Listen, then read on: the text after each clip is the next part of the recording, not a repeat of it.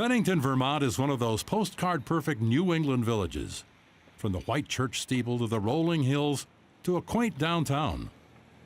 It's also the home of Bob Kalinowski. A 25-year veteran of the state police, Bob's job is to serve and protect. But he thinks he might have fallen down on that job when it came to watching out for his own father. I didn't see this happening, and I felt rotten, because I was supposed to be able to protect everybody and protect my parents and my family, and I wasn't able to do that. I didn't see this coming. What he did not see was $100,000 of his late father's money lost to a local con artist in an investment scheme.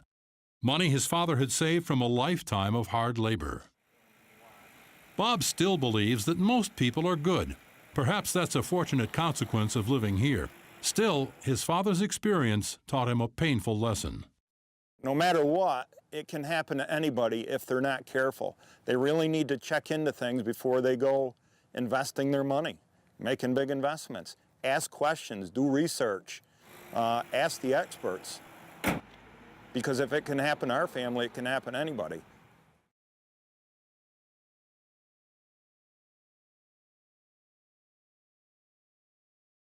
Today I have with me Bill Kerrigan, Securities Examiner with the Vermont Department of Financial Regulation, Dave Rowland, Detective with the Bennington Police Department, Janet Murnay, Assistant Attorney General with Vermont State Consumer Assistance Program, and Michael Keene, local Bennington resident, senior citizen, and working in the area of financial fiduciary compliance.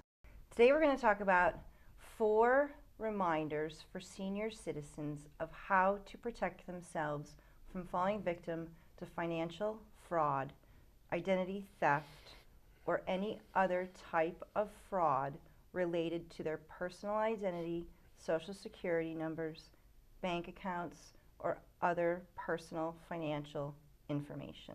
Today we're going to start talking about Robert Kalinowski, a local state trooper here in southern Vermont, whose family was victim of fraud. Dave, you have some experience with the Robert Kalinowski case here in southern Vermont. Could you tell us a little bit about that? Basically, I was approached by the family, including Robert Kalinowski and his sister, and they provided a brief overview of what they thought was a problem with their dad's accounts.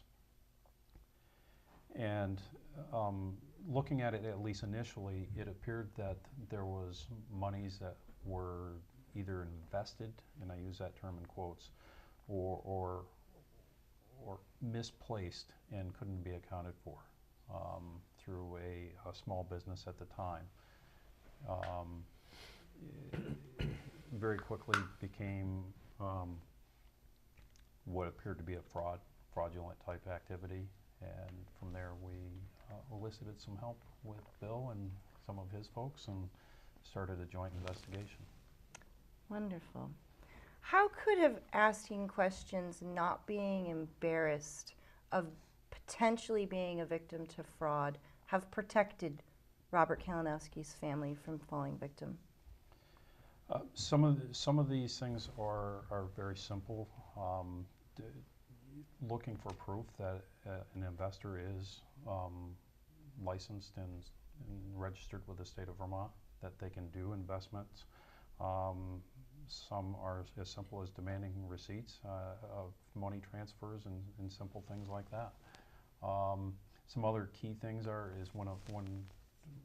and we saw this with some of the subsequent follow-up, is unusual practices where, in this case, the investor or the investment person was meeting people after hours, meeting them at lunch breaks, kind of unusual practices, not your normal type of thing.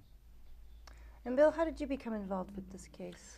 We became involved because the Securities Division at the time received a complaint from Mr. Kalinowski and his sister, and regarding what they thought was mishandling of their dad's accounts with a particular investment person. Part of our normal investigation is we looked into the individual that they were dealing with and found that he was only an insurance agent. He was not registered to conduct securities business. The security that he had them invest in was not a registered security. He essentially was having people invest in his corporation, and he was charging people to become members of his board of directors. And anybody who knows anything about public corporations knows that you don't pay to be on the board of directors. You're either compensated or you do it as a volunteer for a a nonprofit entity, perhaps.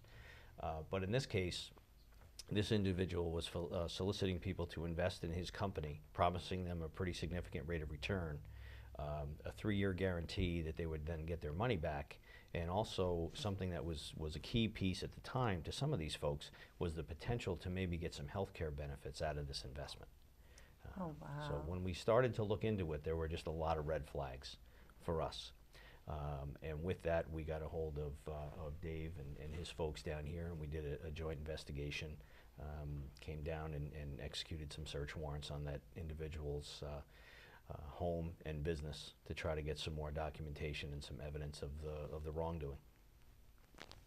So one of the issues would be if you are asked to invest in a business and potentially being compensated in a way that might not be what you see in the markets right now, that could be a red flag for someone. Right. There are a number of red flags. I mean, one is whenever you are approached by somebody to invest in anything, there are some key things that you'd want to do in advance. One is make sure the individual is properly registered to conduct securities business in Vermont. And that's as simple as calling us at the Department of Financial Regulation, going through what's called broker check at saveandinvest.org. People can do that. Individuals that are going to sell investment products in Vermont need to be registered to do so. They need to be registered with Vermont. They need to be registered on a national basis with FINRA. To take that one step further, because they are, doesn't mean that they're necessarily properly registered to sell you the type of security that they're talking to you about. And the security itself needs to be registered. So if somebody calls us, we call it investigate before you invest. You know, you never know somebody from a financial standpoint, no matter how well you think you know them, because money does some strange things, to folks. So people should call, investigate, make sure the person's properly registered to conduct that sort of business, that the security is properly registered, before they ever think about writing anybody a check. So somewhere in the research that I did, I noticed that this individual had been a family friend of the Kalinowskis, and they had known him for quite a period of time. That brings up a really great point for our senior citizens in that they could potentially be solicited by friends for investment opportunities, but in asking those questions, you see that outrageous return.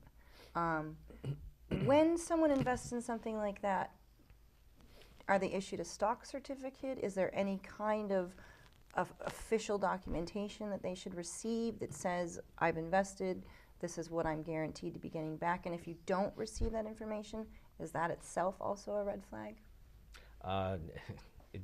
The simple answer is not necessarily, because people can make up whatever they'd like, and in this case, that's what we were seeing.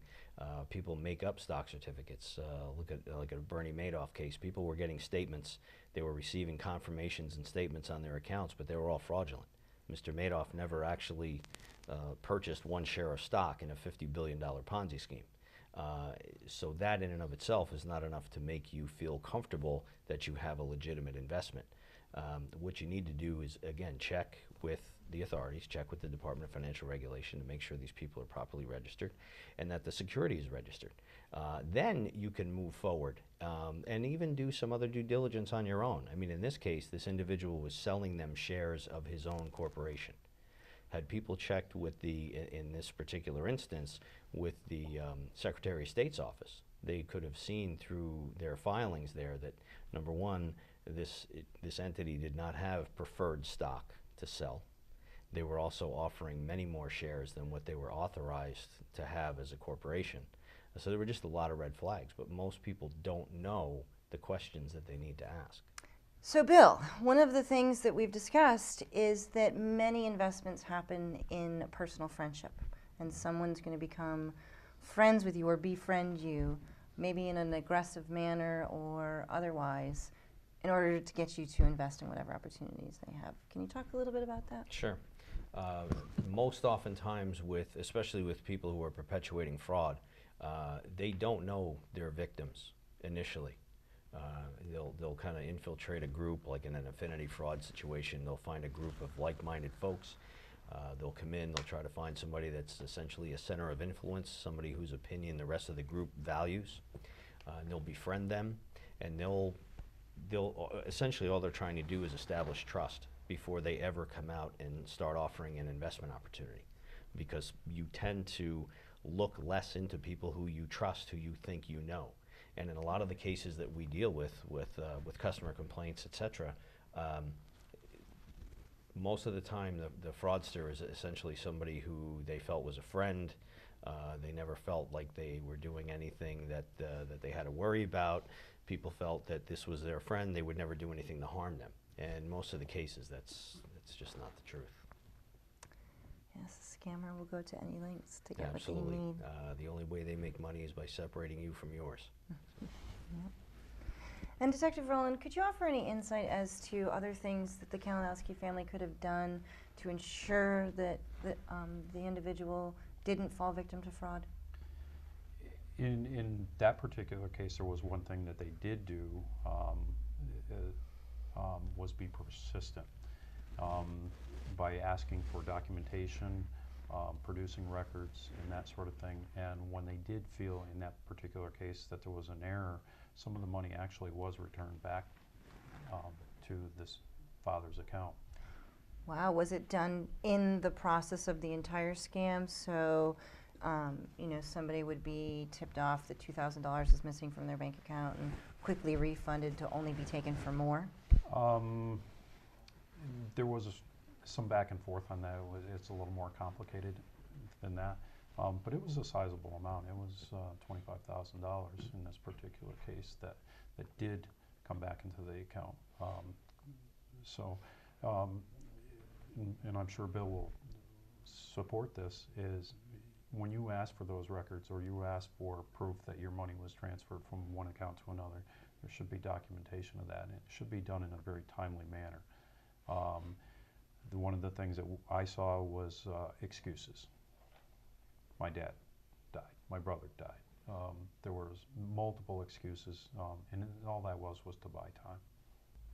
Okay, so next up, I'd like to talk about a particular case that happened in northern Vermont.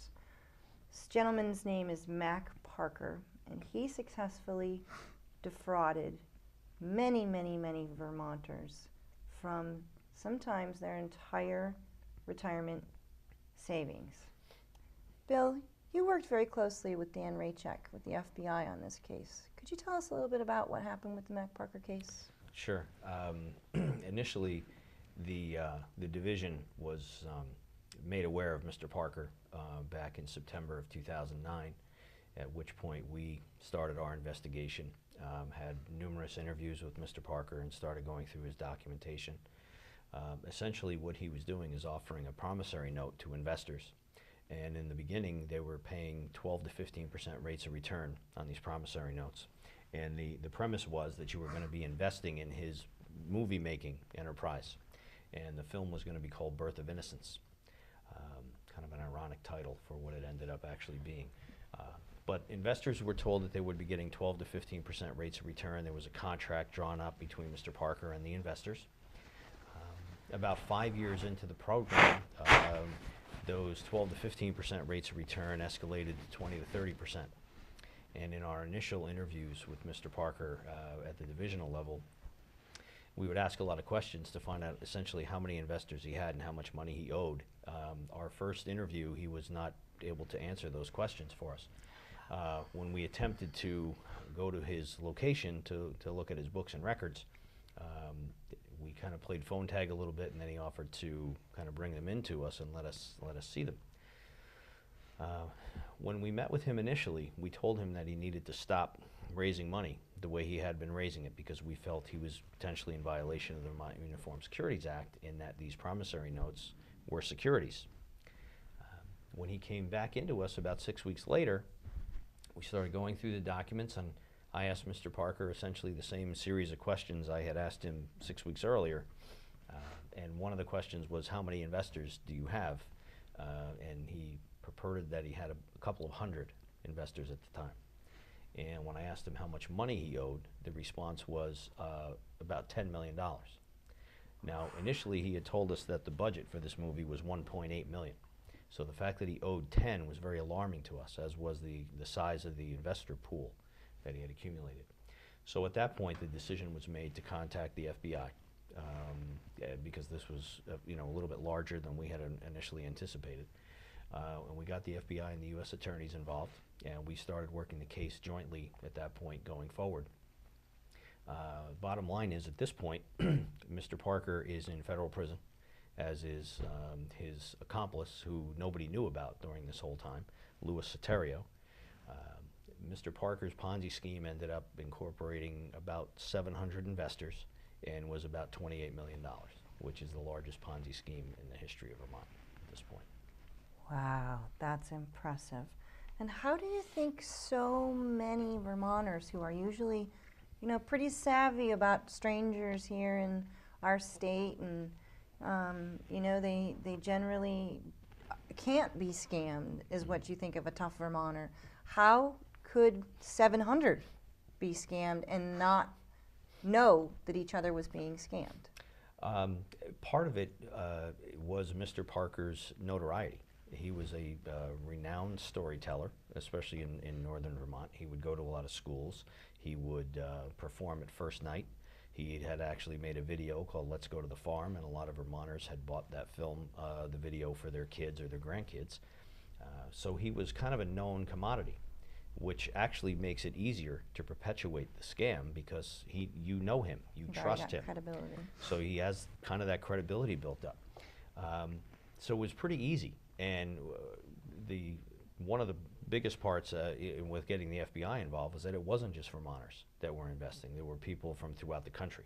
Oh, wow. So there were a lot of people in a lot of different locations that had invested with him. And like a lot of people who generate money this way, once you invested with Mr. Parker and you would get some sort of rate of return, he would come back to you and ask you for money again. And a lot of the scammers will do that because it's easier to get money from somebody who's already given you money than it is for somebody to try to go out and solicit a new investor, because you have that level of trust. You've received some money back. And when we talk about red flags, in this particular case, you were told that you were going to be investing money into the making of a movie, but you were going to be getting a 20 to 30% rate of return. Nobody ever asked, where am I getting the money from? There's no revenue generating entity. Most films, they start paying back after they've been completed, released, and people are paying to see them. That wasn't the case here. And with the help of the FBI, we were able to get a lot more of the documents from Mr. Parker, and we were able to expand the scope and kind of put an end to it. Okay, great. Wow, it's impressive that many people could have been scammed. Sad. So, Janet, you run the Consumer Assistance Program, otherwise known as the CAP program, up at UVM for the Attorney General's office. And you have a lot of referrals that come through your contact line that deal with scam, fraud, identity theft, all sorts of issues. But particular, which is common to all of us, is the idea of online love. And many people use online dating sites to meet their significant other. I believe there's one out there that actually almost guarantees you that you find a wife or a husband. Lots of people use them. They're very common. They've got them specifically for religious purposes or whatever, your specific focus would be. But sometimes they're fake. And sometimes that, perfect individual on the other end of that email that you communicate with is actually a scam artist.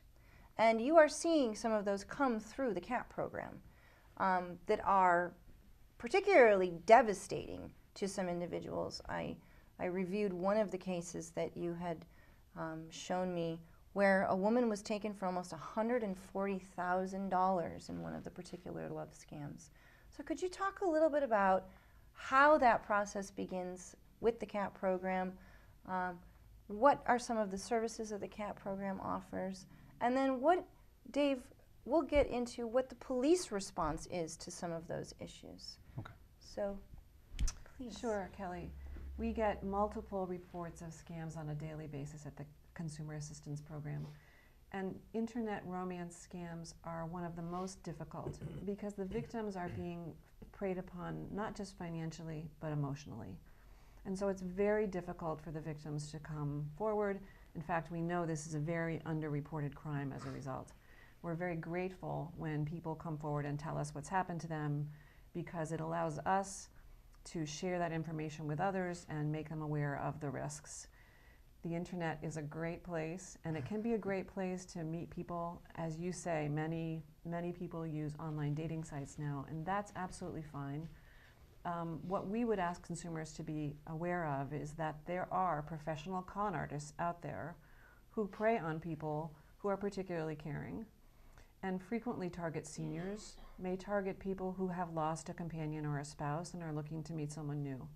So if indeed you're using an internet site to try to meet someone, we just urge you to exercise real care and certainly not to send any money to an individual who's telling you that they're interested in you and but however they need a plane ticket to come and visit, or they've been in trouble and they're in the hospital and they need you to help them out. The example that you mentioned was just a recent case of someone who was willing to come forward and speak with us, and that's exactly what happened to her. She met someone on the internet, on a dating site. She thought that they had an emotional connection, but indeed he was just a con artist and he wanted her money. And as the weeks went on, he would have one situation after another that would cause him to need additional money before he could come and meet with her in the United States. So again, don't send money to someone that you haven't met in person. And did the CAP program sort of investigate this and glean this out of the investigation, or was this the information that the woman provided to you? This woman was kind enough to come forward and tell us what had happened to her. It had all been completed at this point and the money was gone. She had sent money both by Western Union and also by money orders, and it also had sent computers and other equipment to the person, for plane tickets that he needed, or for hospital bills that he needed, or to pay some taxes that he needed. And he had convinced her that he had resources, which kind of led her on. He had convinced her that he had a bank account, but he couldn't leave the country right at that time and needed to pay some taxes in order to access the money, and she believed him. Wow, and was there anything that the CAP program could do to help her get some of those finances back? Unfortunately, the money was long gone. I mean, once the money's been transferred overseas, particularly by wire transfer, the money's gone. Yeah, and you had mentioned something to me that CAP will get involved with the Western Union wiring of the money if they see a particularly vulnerable individual being preyed upon in that circumstances. Because so many scammers have used wire transfers in the past, our office has both had investigations and worked with the money transfer firms to try to put protections in place. So there are some protections there. People are warned before they send money, but I think, as Detective Roland will tell you, once somebody gets hooked and once they've started sending money, they get invested in that situation and they think that it's still going to work out. Wonderful. And Detective Roland, how have you experienced online love scams down here in the Bennington area that have particularly, targeted particularly vulnerable adults or the elderly or just your average Joe? Very similar situation where they're preying on emotions, and there's that initial buy-in, and once that buy-in is taken place, then there's requests for money for various reasons. The plane ticket was the particular one. Couldn't make the plane ticket, couldn't make the ticket to the United States. From there, was in a car accident, needed money for medical bills, so on and so forth. And it just kept going. There was property that was sent to this particular person's house where he was instructed to sell it and then wire money. So one of the common things that I've seen here anyway is the use of the wire. Most people don't realize is once you send that money is pretty difficult to recover. There was some fraudulent checks in my case, the biggest case that I had. And there were victims in California, there were victims in Georgia, and it covered a lot of police time, my time, while we were tracking this stuff down and trying to put an end to it. At one point we went to this individual and said, "You're being taken advantage of, stop." And he's like, "But there's a lawyer involved, she's coming." She loves me. Yes, and you know, so you know he's a victim, but at the same time he's perpetuating this fraud, and ultimately he continued, and we had to charge him criminally because it continued after being told that he's basically committing crimes. Wow, that's unfortunate. So you just said something that was particularly interesting to me. There could be a scam occurring here in southern Vermont that you're working with other police departments in Georgia and other states and nationally, as with you, Bill, for Mac Parker. Is that how that process works, that you start putting those pieces of the puzzle together and you find victims in California and victims in Florida and victims in Iowa, and then you start beginning to see the pattern? Yes. In my particular case, the one in California was a fraudulent credit card use, which was tied to this individual. And the piece in Georgia was a fraudulent check, actually a duplicated check. There was a legitimate one and then an altered check. And that was pretty substantial. That was just under $25,000. So the losses to him and his banking institution were pretty considerable. Wow, you mentioned the financial institution because I spoke with someone from the Bank of Bennington here in southern Vermont, and he was telling me about a check cashing, sort of like a lotto scam that you would see a lot of, Janet, where the individual is told they've won $10,000, they get a check sent to them for $10,000, they're told to go to the bank, cash that check, and then send back $2,000, and the whole check ends up being bogus. Do you see that a lot? Yes. Do you see that a lot in your office too, Bill? Well, we hear about those situations. It really doesn't fall under the jurisdiction of the Securities Division, Okay. but as part of the Department of Financial Regulation, we're also enjoined with the Banking Division, and I know that they see these kind of situations on a, unfortunately on a too regular basis. Wow. But for us, Dave mentioned that he works with other police departments. Every state has a Securities Division like we do. So if we see something happening here, we'll contact the folks in New Hampshire, Maine, Massachusetts, New York, etc. Because if it's happening here, it's probably happening there as well. So we all, we communicate to try to protect the residents of our states as much as we can. Wow, that's amazing. And Janet, are you seeing a lot of that type of a check cashing fraud incident or identity theft of that kind coming through the CAP program? We see lottery schemes, sweepstakes schemes, and check cashing schemes really on a daily basis. We get reports about them. And they particularly target seniors. They're looking for people who may have some resources, may have a nest egg, and they're looking for someone who may want to grow that and maybe use that to help their families. And people think that it's a quick way to earn money, and it's not. It's a scam. And the first thing, if you're a senior watching us here today, the first thing you need to know about international lottery scams is they're illegal. If you need another reason, you will lose your money. They're just, if you get an advertisement in the mail telling you that you've won a prize, but you just need to pay for the taxes, or you just need to pay for the, some kind of fee in order to get the prize delivered to you, it's a scam, and you should toss it in the basket. In my work over the course of the last year in Medicare fraud, error, and abuse, what we have found is particularly the most vulnerable individuals are going to be a senior citizen who is of low income, and that's just the nature of what some of those scams do. but also the savvy investor, the individual who is very familiar with investing. And Michael, you've pointed that out to me in the number of meetings that we've had in preparation for this panel discussion, that you could be someone who's been investing for 20 years and want to make that quick buck or catch up on lost time in the investment world or whatever, and become a victim as well. You lose $50,000 due to a market move, the market turns negative, you really need to make $80,000 back to get back where you should have been.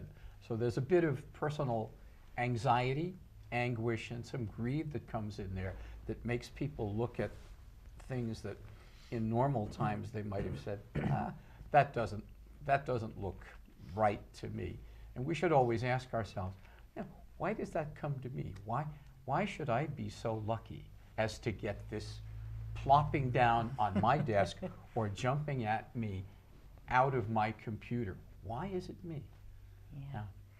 Well, speaking of these internet scams and these telemarketing scams and these love scams, you've joined us today to actually do some education about protecting yourself on your computer. And that is of particular interest to me because two of the scams that I saw coming through the CAP program are, one, the remote access to a computer through something called TeamViewer. But what I've seen is that seniors are becoming victims of scams through TeamViewer, which is a legitimate remote access software that you load onto your computer, and someone from anywhere can get right into your computer with a simple code and have everything at their fingertips. So between TeamView and another one of the scams are Microsoft techs, people impersonating or lying basically on the phone and impersonating that they are a Microsoft tech, and let me just get into your computer and fix a few things, and what you don't know is that I'm going to steal all of your personal information and every password you have and say goodbye and wish you a very nice day and take all of your money within the next 24 hours. So can you talk to us a little bit about how to protect yourselves on these devices? Well, let's go back to something fundamental. 5 years ago, and I defer to all of you about this. 5 years ago, 10 years ago, a senior citizen or anybody probably had a desktop or a laptop, such as I have here. I have my prompts. Today, senior citizens, other citizens, have a laptop or a desktop.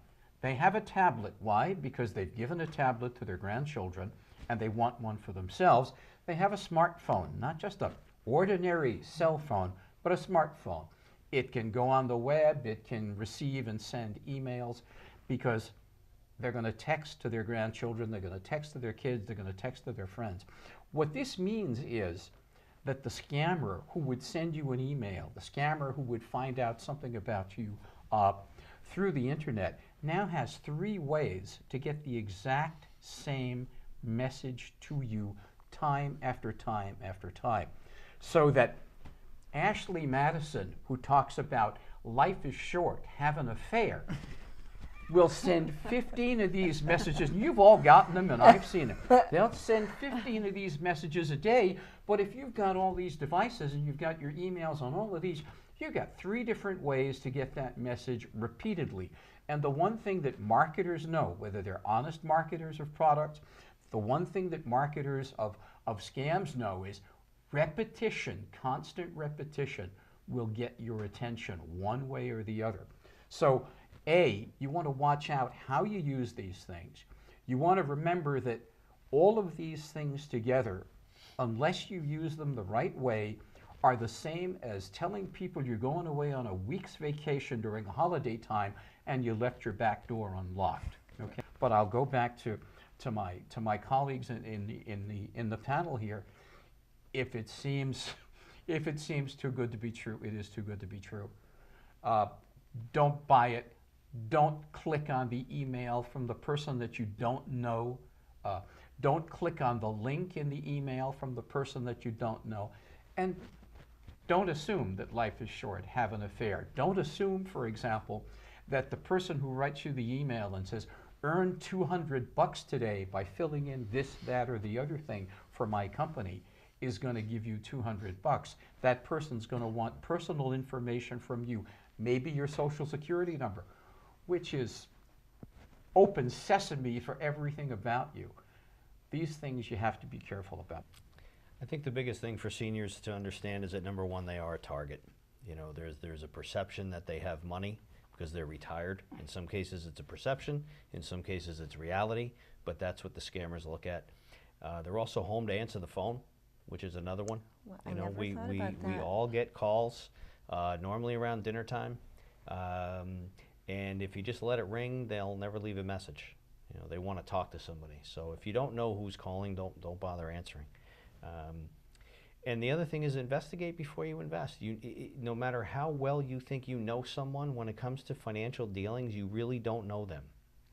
Take the time to investigate. You can go to saveandinvest.org website, FINRA's broker check website. You can contact the Department of Financial Regulation, and we can give you all of the information on someone's background. We can tell you whether or not they've had any disciplinary history, whether there are any customer complaints, whether they're properly registered to conduct business in Vermont, and also what products they can offer you. And you mentioned a few times, you know, if it sounds too good to be true, when it comes to investments, it is. It's not it could be, it is. Okay? And that's just do some due diligence and know that we're out there to, you know, to help you. Thank you. Detective Rowland? I think I'd like to add, one of the things that I've seen is the level of embarrassment that one would feel having been a victim of a scam. There's a reluctance to report these or even ask if it's potentially a fraud before they get into some sort of scam. And at the police department, we're always willing to have you walk in, drop that off, look at it. And some of the other younger officers will oftentimes refer that to me, which is fine. If it's in question, it goes back to some of the basics. If you think it's too good, you know, that sort of thing. But if you are a victim, don't be afraid to report it, because sometimes there are things that we can do, sometimes not. But get the word out there and get to whatever your law enforcement agency is that would cover your area. I think that, and I'm not sure what the numbers are, but I'm going to guess that it's probably a very much underrated type of crime. Medicare fraud, error, and abuse alone costs the United States government $90 billion a year. That's with a B, not an M. And Dave brings up a good point, because you know, we kind of do similar things in that we attempt to, you know, stop people from doing things that are taking advantage of others, you know, illegally. And it's really difficult for us to do something about things that we don't know about. So people do need to come forward. On the security side, we only hear about 1 out of every 5 people that's been a victim of investment fraud. So if they don't come forward, we can't help them attempt to get restitution. But on a larger scale, there's 80% of the folks that are out there who have been victimized, and had they come forward, maybe we could have prevented other folks that they knew from becoming a victim. But if we don't know about it, it's hard for us to really deal with it. The other thing is, oftentimes the local banks will assist, you know, with the checks and stuff. So if you have something that's suspect, you could take it to the banks and they can take a look at it and offer their opinion as well. So trust your banks.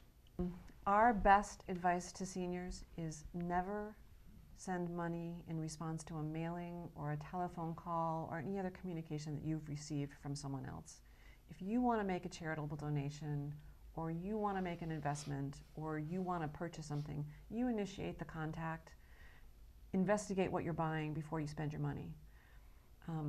We work on a daily basis with the local police departments, with the Department of Financial Regulation, and we refer cases, when we see trends or problems, we refer them to the attorneys in the Attorney General's office, and there are investigations going on there. So we just urge consumers to report. The other thing that we do from our office is, if you have been a victim, we can do a consumer advisory and warn others that that is happening, and it goes out through the media and the newspapers and to the local law enforcement agencies. So if you have been a victim, we really appreciate it when you do report to us, because it allows us to warn other people. Wonderful, thank you. And the Attorney General's office website information will be available to you at the end of this program. And Michael? These things that we have if used incorrectly, are like guided missiles going into your kitchen table. So we want to use these things correctly. I want to go back to what everybody has said. If it seems too good to be true, it is too good to be true. There's another thing that I did not mention before, and I saw this statistic about 3 months ago in a technology magazine. By the end of 2013, about 1.2 billion scam emails were being sent out a day all over the world. You don't know where they're coming from. They could be coming from India. They could be coming from North Bennington. So you got to watch out. And for those of you who fall victim particularly to a Medicare fraud or scam, you can reach our state Vermont Senior Medicare Patrol SMP referral line, and our state director Anita Hoy will be happy to help you. And much of what she does is either resolve the issue for you, answer any questions you may have, or refer you on to the AG's office and potentially get your money refunded to you.